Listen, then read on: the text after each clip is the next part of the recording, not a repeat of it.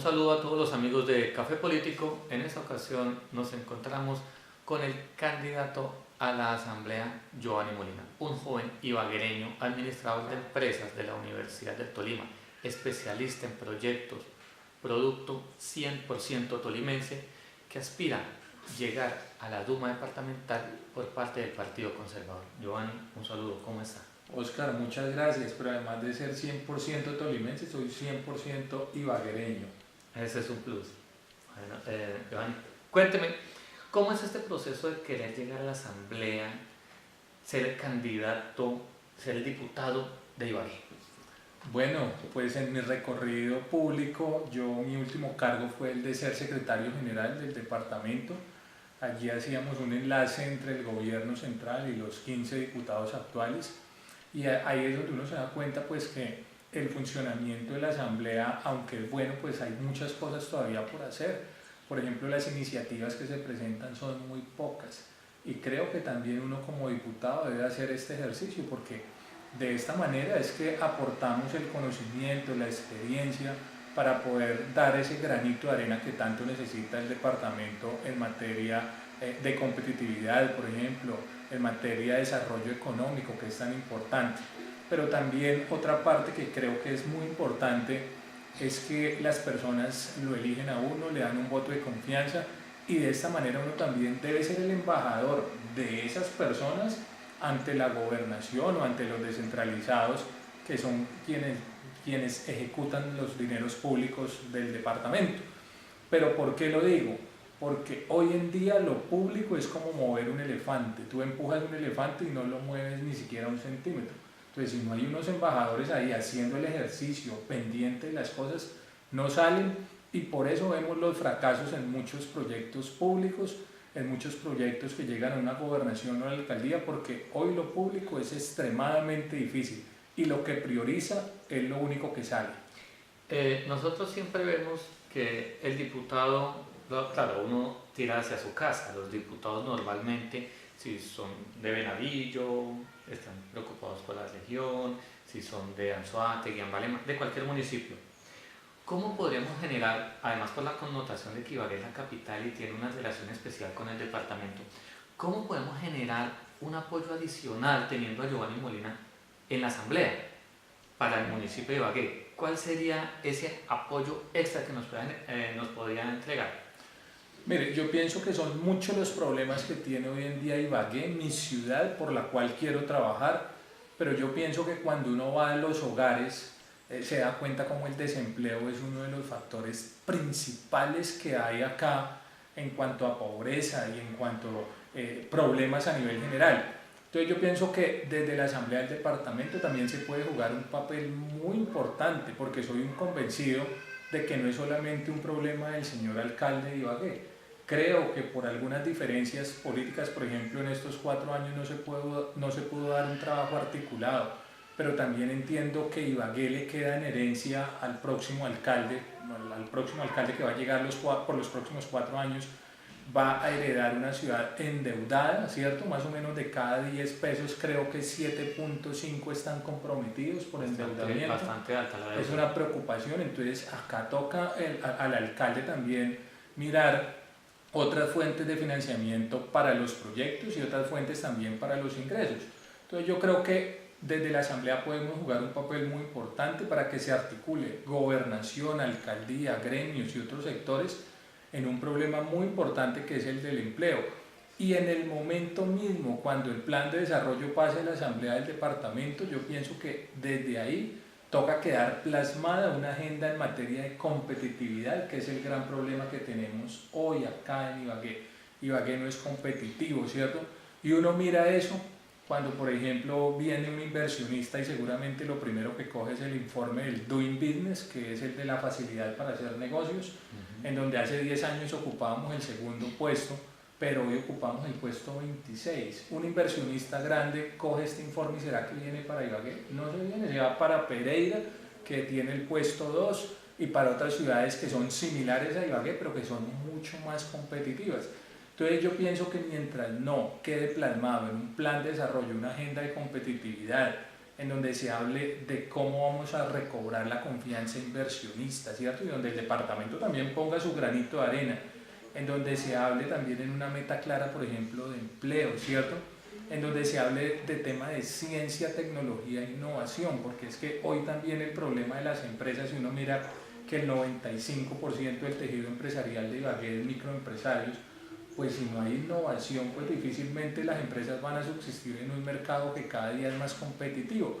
Entonces yo pienso que ese es uno de los pilares fundamentales. Si queremos trabajar por Ibagué, nos toca trabajar en esta gran agenda competitiva que debe quedar articulada entre el plan de desarrollo departamental, el plan de desarrollo municipal, pero también una agenda en donde se involucren otros municipios aledaños. Tú lo decías, hoy ve uno que no es solamente Ibagué, hoy ve también que es Alvarado, que es Piedras, en donde también comienza a surgir un desarrollo incluso turístico, incluso también de casas, por ejemplo, viviendas, ¿cierto? La gente ya ve otras alternativas allí. Estos municipios también tienen que involucrarse y ojalá una agenda competitiva que no sea simplemente por estos 4 años, sino a largo plazo, porque es que acá también hay un inconveniente que un alcalde, un gobernador llegan y olvidan todo lo que ha hecho su sucesor. Y yo pienso que debemos visionar problemas más a largo plazo y no quedarnos simplemente con los 4 años. Es un granito de arena, son muchas más las cosas que toca hacer, pero yo pienso que mientras no recobremos esa competitividad en Ibagué, pues difícilmente vamos a salir de este problema. Mire, hace 1 año, 2 años, 34.000 desempleados, ¿cierto?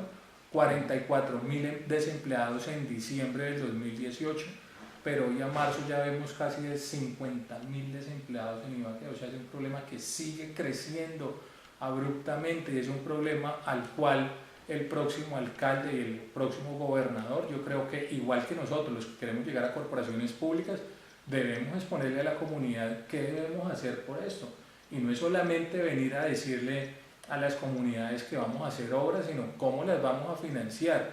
Respeto mucho el modelo que utilizó el actual alcalde en la medida de que los ingresos se obtenían por medio de aumentar el predial y de sacarle del bolsillo a la gente, que para mí ha sido uno de los principales problemas en estos 4 años. Por eso se ha desestimulado la inversión, se han ido más de 4.000 empresas, pero yo pienso que acá también el reto es, venga, ¿qué vamos a hacer? Y si seguimos cobrando o si vamos a traer verdaderamente los inversionistas para que generen empleo.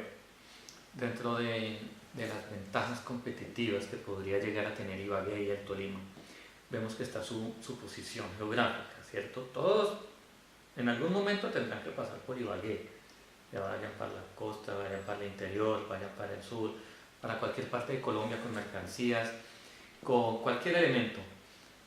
Tiene que ver eso también con infraestructura, tiene que ver eso con que no sea solamente una ciudad de paso.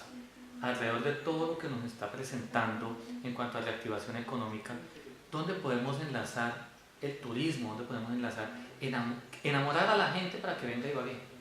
Bueno, dentro de esa misma agenda competitiva yo creo que hay que apostarle a una fortaleza que hoy tiene Ibagué, pero que se ha quedado simplemente en fortaleza, que es su posición estratégica, pero también hoy se habla mucho del tema de música y cultura dentro de lo que es economía naranja, ¿cierto? Y entonces la idea es poder potencializar.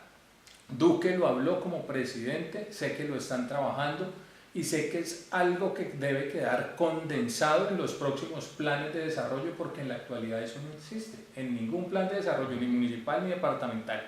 Entonces los que queremos llegar a estas corporaciones públicas debemos también revisar cómo podemos potencializar desde el tema de economía naranja, desde la articulación y el jalonamiento de varios recursos para potencializar esos 2 ejes musicales y culturales que seguramente nos pueden generar turismo. Y eso va acompañado de otra serie de infraestructura y obras, y ahí era donde lo decía ahora en la entrevista, que creo que los alcaldes tienen que tener el reto de que cómo van a hacer estas obras, de dónde las van a obtener, ¿cierto? ¿Cuáles son las fuentes de financiamiento para poder hacer estas obras en los próximos 4 años en una ciudad que queda endeudada y que seguramente uno ve muchos alcaldes que cuando yo fui secretario general pasaban allá al despacho a solicitar recursos para que el gobernador de turno les ayudara, el gobernador Barreto, pero vemos que de la alcaldía actual pues estos recursos no se aprovecharon, las diferencias políticas llevaron a esta connotación, pero esto ya es un borrón y cuenta nueva y creo que es trabajando articuladamente, todos en equipo, como lo hacen las otras regiones, uno lo ve en las otras regiones y creo que ese ha sido el éxito para salir adelante. Los costeños, los paisas trabajan unidos porque cuando uno habla de necesidades, de hambre, el hambre no tiene color político, ni las necesidades tampoco. Dentro de lo que proponen, hablaba de inversión en ciencia y tecnología para impulsar el desarrollo. Esa inversión en ciencia y tecnología tiene que ir de la mano con la educación. ¿Cómo implementaría mejorar no el sistema educativo, porque eso depende ya del orden nacional, ¿no? Claro.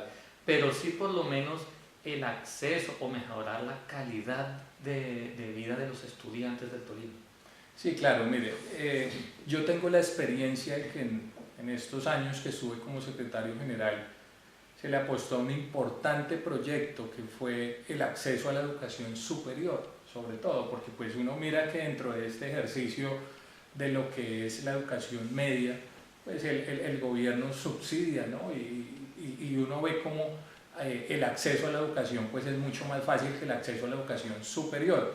Entonces yo pienso que hay que trabajar en el acceso a la educación superior, pero no solamente desde el punto de vista de los profesionales, sino también técnicos y tecnológicos, porque es que dentro de este gran inconveniente que es el desempleo en Ibagué, pues yo no puedo seguir formando todos los días administradores, contadores, abogados que cada 6 meses salen en gran cantidad.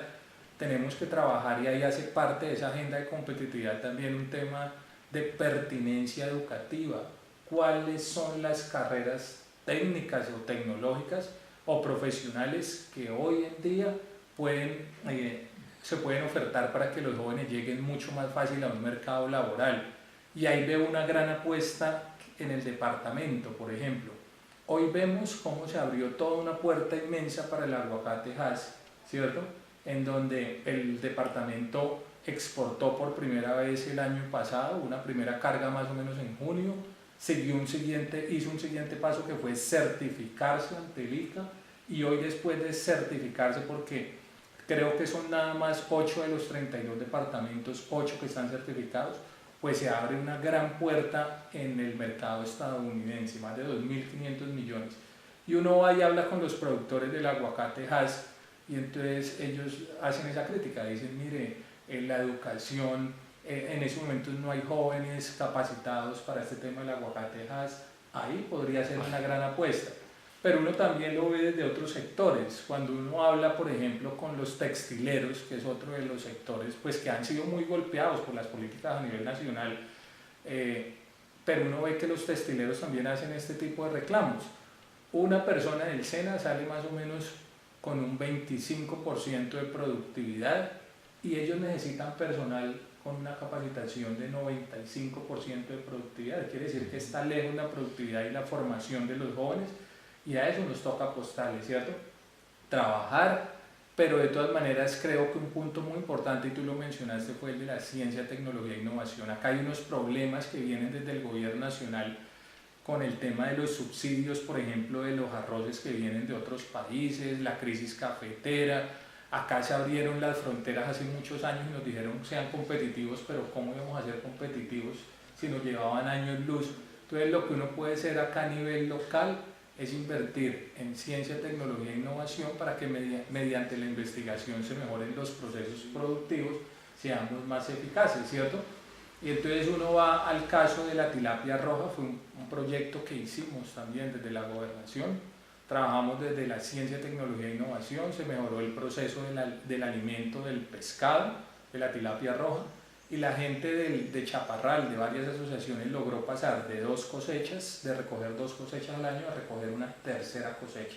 Esa tercera cosecha ya es la ganancia y queda demostrada que simplemente mediante la investigación, que son procesos que son muy débiles acá en Colombia a nivel general, pues es la única manera de ser más productivos, ¿cierto? Se calcula que más o menos el 5% de los equipos de investigación en toda Colombia son dedicados al agro, al campo, quiere decir que es muy poco. Gran parte de la investigación de otros países como Israel, España, es dedicada al campo, por eso son efectivos por eso tienen ganancias y por eso son productivos. Dentro de lo que estamos hablando de la parte educativa mencionaba pues la importancia de las universidades y además pues como egresado de la Universidad de Tolima, de universidad pública, ¿cómo podría ayudar desde la asamblea, teniendo en cuenta que la Universidad de Tolima hace parte de la gobernación, para disminuir ese déficit o generarle un impulso económico también a esa ciencia y tecnología? O sea, sacar a la universidad de la crisis que ha bajado un poco, pero todavía existe. Claro, hoy vemos un déficit de la Universidad del Tolima calculado más o menos en 6.000 millones.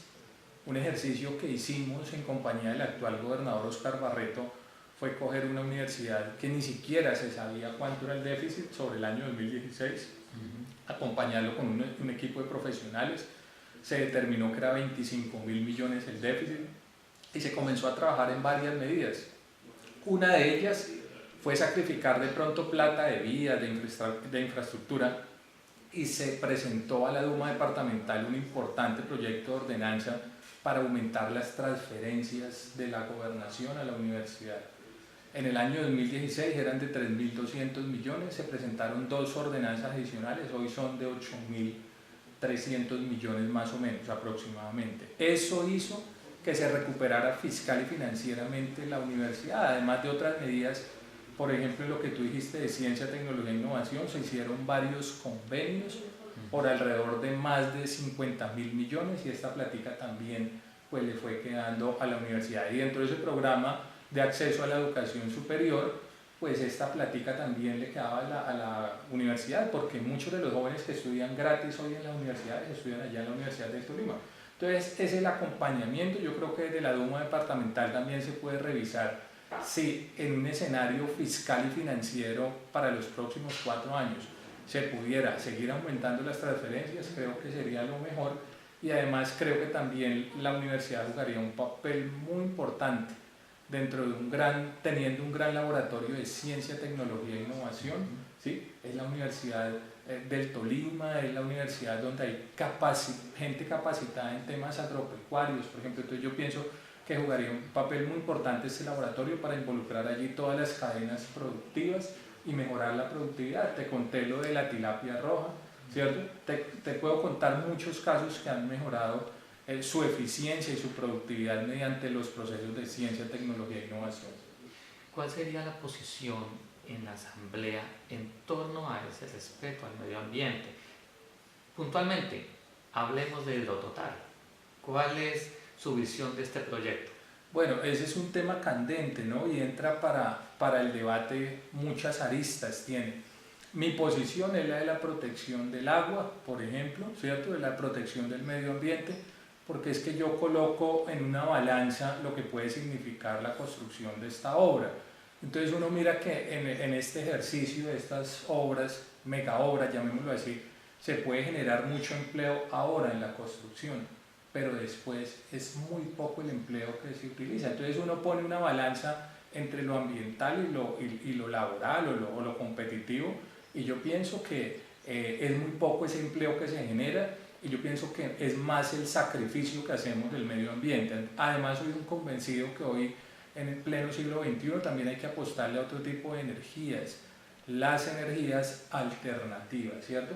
Países, por ejemplo, árabes, que tienen todo el petróleo del mundo, pero hoy están ya mirando temas de energías alternativas, aún teniendo grandes cantidades de petróleo. Entonces, allá nos toca apostarle porque el medio ambiente toca cuidarlo y protegerlo.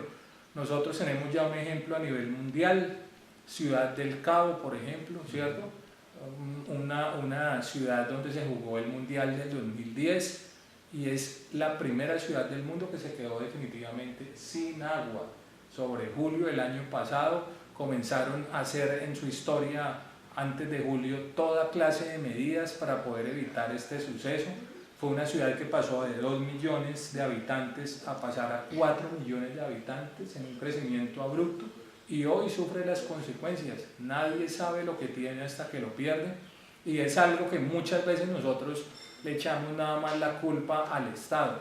Hombre, desde las casas, desde los hogares, los que nos escuchan también deben trabajar en eso, en una cultura de valores, en una cultura dentro de esos valores también cuidar el medio ambiente, el agua, porque seguramente acá en 50 años ya no vamos a tener agua, ¿cierto? De seguir así. Nosotros acá vemos cómo la gente la desperdicia, cómo la gente no cuida, y uno ve el crecimiento de las grandes ciudades, Roma, ¿cierto? Muchas ciudades, París, han sido a través de su río principal, que son ríos milenarios y los cuidan súper bien. Acá hacemos es todo lo contrario y las fuentes hídricas las acabamos. Es algo que no solamente es de nosotros, de los que queremos llegar o de los que hemos ejercido cargos públicos, sino también desde el hogar que se debe incentivar estos valores. Dentro de todo este ejercicio de la campaña, visitas, viajes a los diferentes municipios, a las veredas, ¿cómo ha encontrado los temas ya sociales en cuanto a salud, los temas de las personas que le dicen necesitamos un hospital, necesitamos servicios, o qué le dice la comunidad cuando usted llega en torno a la salud? Bueno, hoy en día se da cuenta uno que hay un problema inmenso y las personas, en vez de pedir dotación, mejores hospitales, lo comienzan a buscar a uno como persona inmersa dentro del tema político para que le ayude a solucionar unos temas que a uno le parecen terribles: citas médicas, exámenes con especialistas, operaciones. Nosotros en este caso pues hacemos la gestión y uno tiene sus amigos, pero yo pienso que el sistema de salud no debería funcionar así. Conozco el ejemplo de un amigo que tuvo que esperar 8 meses para la operación de una vista, en un órgano tan vital como la visión. 8 meses, terrible, ¿cierto? Pero esa es la realidad. Nosotros vivimos en un sistema de salud deshumanizado, donde un campesino, por ejemplo, en un hospital de segundo nivel, que son los que le corresponden al departamento, tienen que viajar de sus veredas 4 o 5 horas y durar otras 5 ahí sentados para que los atiendan. Yo lo he venido diciendo, y creo que es un capítulo aparte que también tiene que incluirse dentro del próximo plan de desarrollo. Yo puedo tener unos hospitales bien bonitos y con proyectos nuevos, pero ¿dónde está la humanización de la salud, donde la persona llegue y tenga que esperar de esta manera cualquier cantidad de tiempo? Eso no puede ser así, y creo que ese capítulo de la humanización de la salud debe quedar claramente en el plan de desarrollo. De nada vale tener un hospital hermoso si el servicio de las personas que atienden allí es terrible hacia los campesinos, hacia el ciudadano de pie, ¿cierto? Hay que trabajar en la humanización de la salud, hay que trabajar con todo el personal, porque no es solamente el médico, sino el personal administrativo que recibe a las personas, y en fin, todo el personal de manera general. Entonces yo pienso que es uno de los grandes retos, seguir también recuperando varios hospitales, ¿no? En el caso del departamento son los hospitales de segundo nivel, lo hicimos. Yo fui el delegado, por ejemplo, del gobernador Barreto ante la Junta del Hospital de Purificación desde el primer momento en que asumí como secretario general, y recibimos un hospital. Las personas que son de Purificación acá lo pueden decir porque muchas veces estuve allá. Recibimos un hospital con 12.500 millones de déficit, un hospital al cual los especialistas no iban porque no se les pagaba.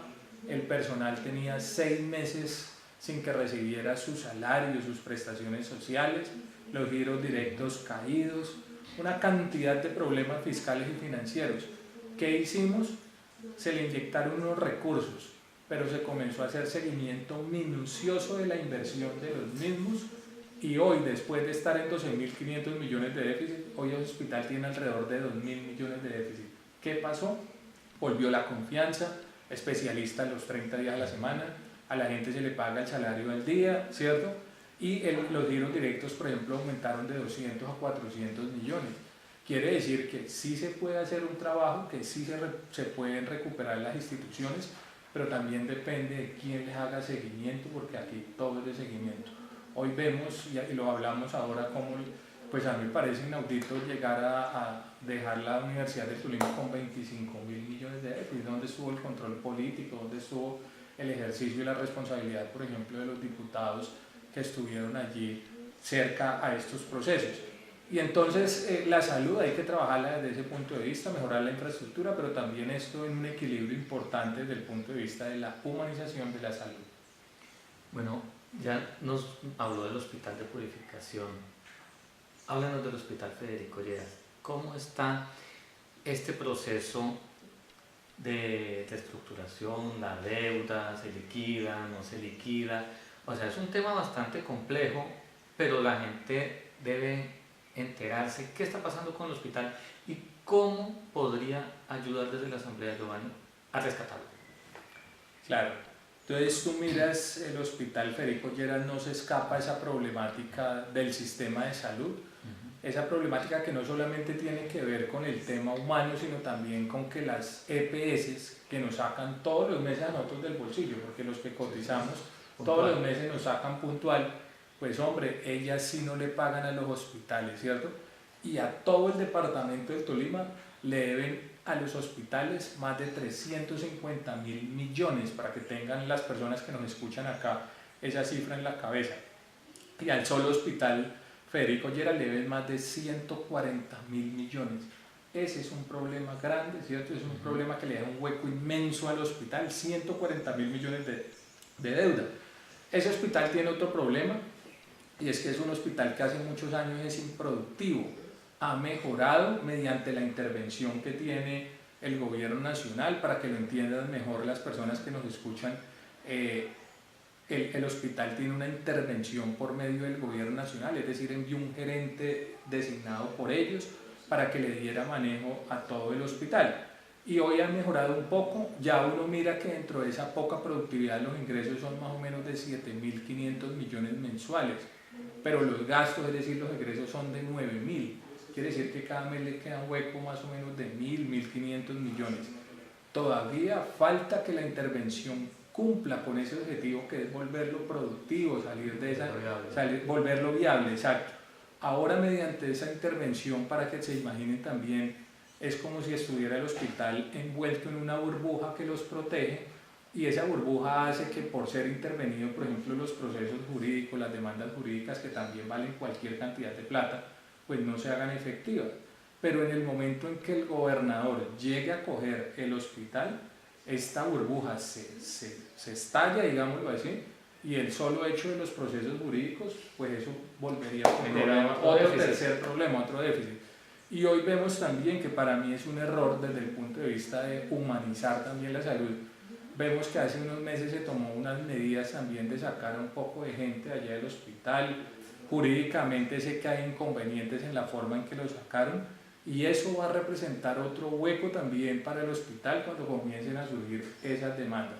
Quiere decir que eso es una papa caliente, quiere decir que es el gobernador de turno quien escoge la decisión si recibo el hospital o no, pero yo pienso que para poder volver productivo el hospital, independientemente si es el gobernador o el gobierno nacional, pues tenemos que atacar el punto en donde les explicaba que los ingresos son menores a los egresos. ¿Y qué se puede hacer ahí?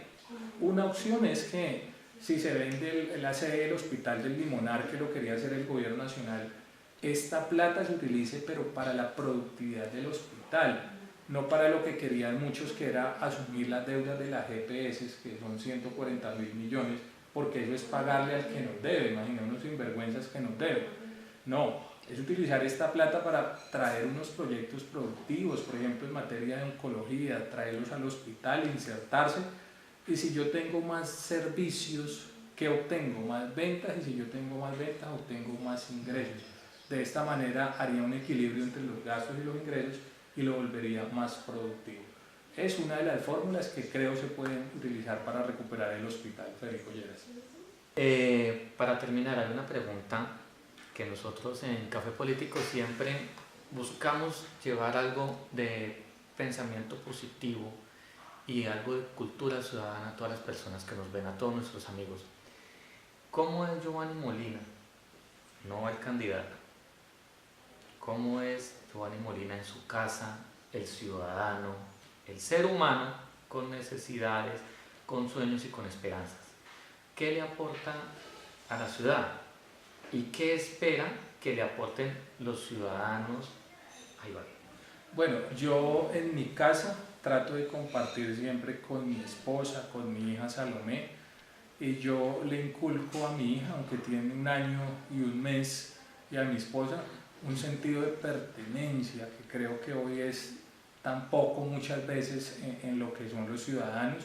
Nosotros debemos preocuparnos por lo de aquí, nosotros debemos preocuparnos porque nos duela la región.